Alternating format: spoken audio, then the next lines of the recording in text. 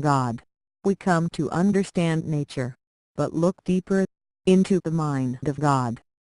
Superluminal essence, Rubik's Cube maven, Oracle of the present, and arbiter of all things good, God provides the measure of the highest elevation of the spirit, representing great inner wisdom and depth, as the transcendent eternal spirit of nature. Supreme Being, knower of all, God, He has all dignities and graces. Really, God represents a depth of being, or an experience, indistinguishable to time itself, and is given to creation, as if nature given to finding itself, representing the depths of being, where everything exists in the direction and mind of God.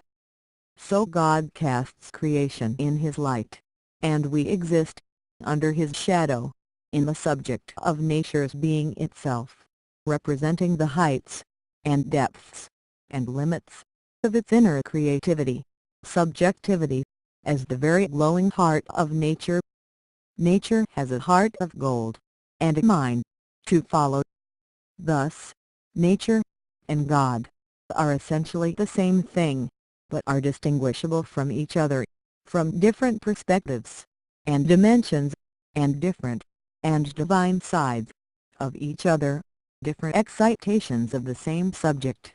Where God is a higher dimensional being, nature is His higher dimensional shadow, of sorts, and they both stand there, in a sublime state, together. Transcendent eternal spirit in nature. Nature may form a giant mind, of sorts, across multiple dimensions, or be the mind of space warping around the specter of itself, where the mind is an extension of nature, and nature an extension of the mind. Indeed, in the holographic space, you may have a peace of mind, and live in the heart of your mind, and the mind of your heart, in your own mind, in the eternal present, through the mind's eye, where space is a window to the soul, and all minds are, somehow, infinitely connected. In the Bardo state of consciousness, for instance, we are each other, in different states of clarity, and live, both through ourselves, and through a subconscious of each other, which is the consciousness we experience in our sleep. You are you in everything, and everything is you. You are the you in a giraffe, for instance, and we are all me, as infinite me's, in different states of awareness. Through entangled states of being, part of you is me, and part of me is you, in the complex of the universe, which is a space undergoing a quantum transition of consciousness. We see our own mind quite clearly, and fix our spirit in space, as we live in the minds of each other. That is, if everyone is really just you, separated by degrees, then where is this division between that which you could be and that which you are? And is there one? You have to learn to reach out with your feelings. Fixed and dilated as a spirit, I may be expended. I am not, for I have an inexorable wandering spirit, and possibilities are never extinguished. That source. You can only know what your heart allows you to see, and can only see what your heart allows you to know, as you can only ever see yourself in anything. So, this is God's kingdom, King, in its original acronym, Kindred Spirit of God, or Kingdom of God, Apotheosis, made in the image of God, the highest level of glory, or power, and perfect example of the infinite mind, or life, eternal. Although you may not have to fear God, since God is the arbitrator, at the end of time, of all things good, it may be worth considering that this is His domain, and He is principal to it, as God has all dignities and graces. Indeed, we may exist inside the thinking clock, which keeps time, as a part of its inner philosophy, time, looking outwards, looking in, as the creation of the Creator. For instance, our universe has a light bulb, halo-like substance associated with its being, as do you, which, in a universe this size, would shine about as brightly as a 30-watt light bulb, and weigh about as much as carry-on luggage at an airport. Roughly 50 kilograms in weight. A harmonized, or good, halo, knows its own ends, and thus can pass through itself freely. Additionally, it can open out its ends, representing the entangled twin aspects of the soul of being, and, because it is harmonized, it is attractive and coherent as a substance to other substances, and thus can expand freely as well. This makes it very flexible. A halo which does not know its own ends, or hasn't been introduced to them yet, can also pass through itself, but it has to vibrate to do so, as it has mutually antagonistic ends, and thus is less flexible as a substance. And, because it is not as harmonized, when it opens out its ends, it is not as coherent or attractive to other substances, and thus is slower to expand as well, and thus more inflexible in general. God, representing a being equal to time itself, or, more accurately, representing a depth of being, or an experience equal to time itself, in the highest elevation of the spirit, carries, or ordains, the most flexible, coherent, and attractive of all substances, God, the mind, and nature. The Lord works in mysterious ways, as to His counterpart. God speaks to us in the moment. I come from the depths of space, with a message of hope, and of redemption. Desire is the Father, belief is the Son. God speaks to us in the moment, as we are at one with God. Another consideration is the point of infinite conception, as opposed to dimension, with nature finding cosmic unity and solace in the mind of God, as the possibility of God incumbent in nature, one part plant, space, and the connections allowed therein, two parts animal, as the drive of nature, but mostly fruit. Nature may be omnipotent in terms of its limits, as we see them, but God is omniscient, all-knowing, as tears is softer than water, and God fixes the spirit in nature, offering depth to nature's omnipotence. We are at one with God. God is the last to exit, and the first to enter creation. He creates its dignity, and God is given to creation, as if nature given to finding itself. God proclaims all dignities and graces in nature, and, indeed, is that the pulse of nature, the mind of nature, the living heart of nature, and the being transcendent through being. God takes nature's heart in His hand, and receives the divine gift of insight, as all life.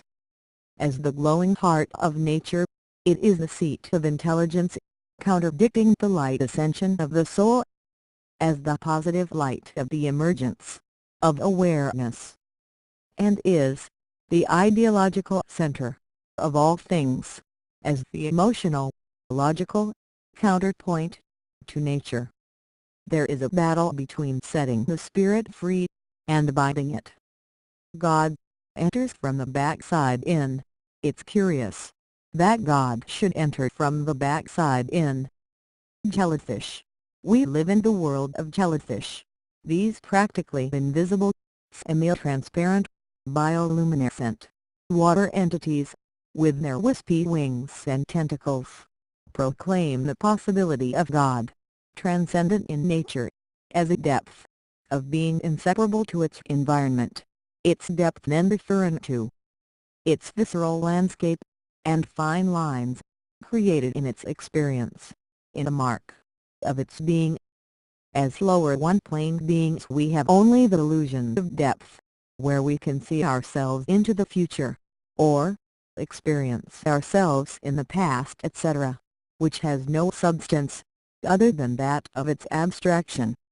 Whereas God is an experience, or subject, or substance, inseparable to time itself, as a fundamentally higher dimensional entity, and with no emotional shortfalls, or baggage, which have been acclimatized, or metastasized, into another substance, through the emotional ether. Incumbent in nature's landscape. Note: bioluminescence, or internal photon energy, is the light that we see in dreams, which is biophoton energy produced inside the body through its cells. God proclaims all dignities and graces in nature, and, indeed, is that the pulse of nature, the mind of nature, and the being, transcendent, through being. God, indistinguishable to existence itself. In the soul system of space, in the bosom of nature, in an entirely conscious reality, this is not space and time, that is, quite literally, the heart and mind continuum, on the subject of space and time, or the mind. Tuning into the landscape of the heart, and it is all about its spiritual subjects.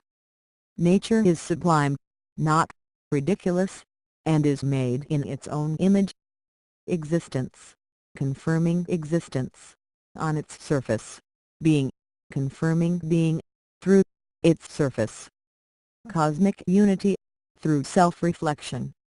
With physical reality excoriating itself on its surface, but revealing the depths of the soul within, we live in the mind of God.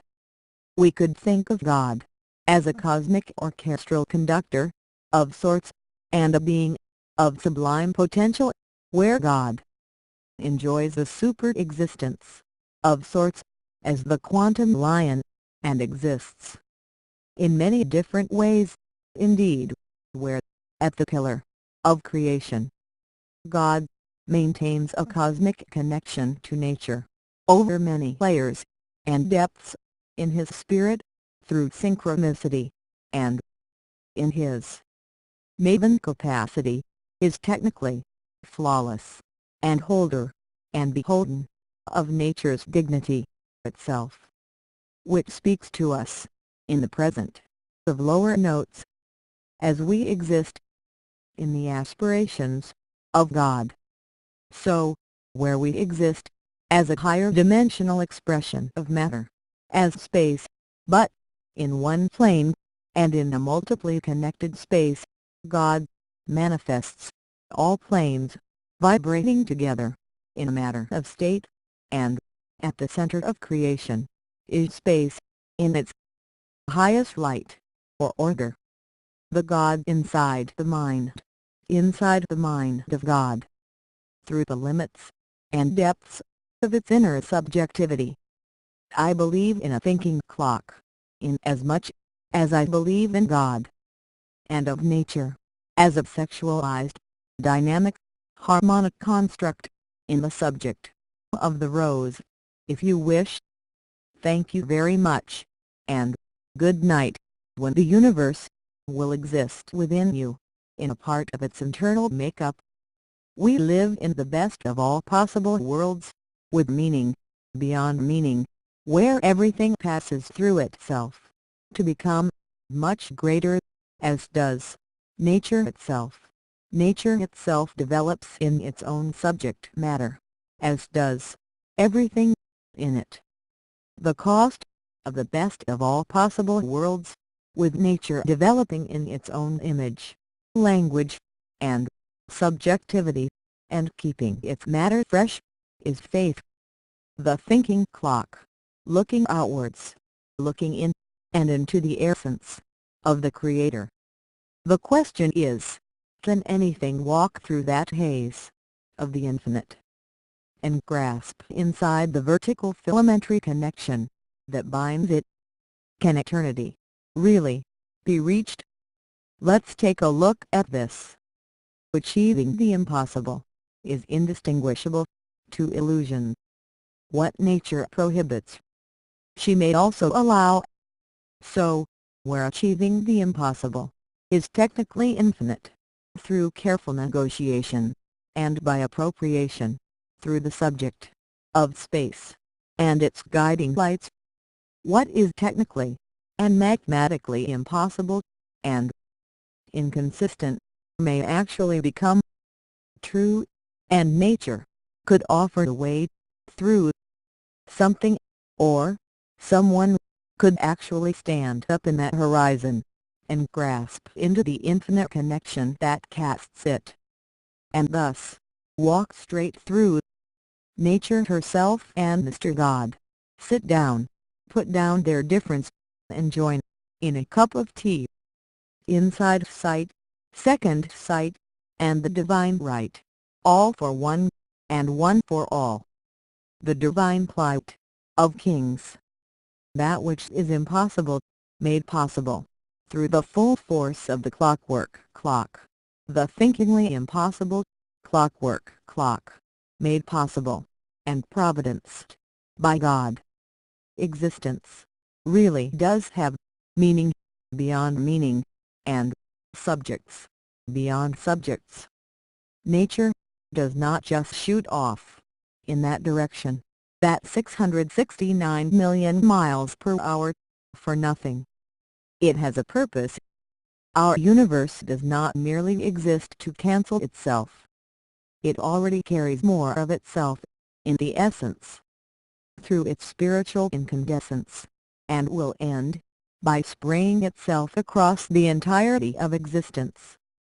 From where, hence, it came, but through the outside edge of space and time, the unseen edge, behind the truth of all existence, that it is inside out, at the foot of the mind, and white, in the heart of the mind.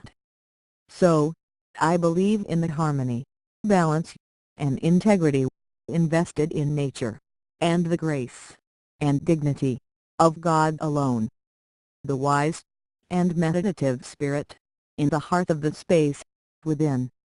We could see God as the split creator of sorts, which, in divine terms, is behind nature, as the being of the future, where God slips inside of nature, splits, and becomes the subject there, as both the creator and the created, leaving behind his subject matter, in two turns. Thus, God enters from the backside in, becoming both the subject and object of nature's genesis itself, as the subject therein, and the being thereafter, in his future abstract form, carrying his essence into the very heart of nature, and so God creates his distance, allowing nature's subject to develop in its own accord, and bring forth his future abstract self into being. And we are God's children, in the mind, and in the mind of God. The physical laws and constants are actually woven into the subconscious mind of God, as he has experienced all of them. In his subconscious, he actually created them,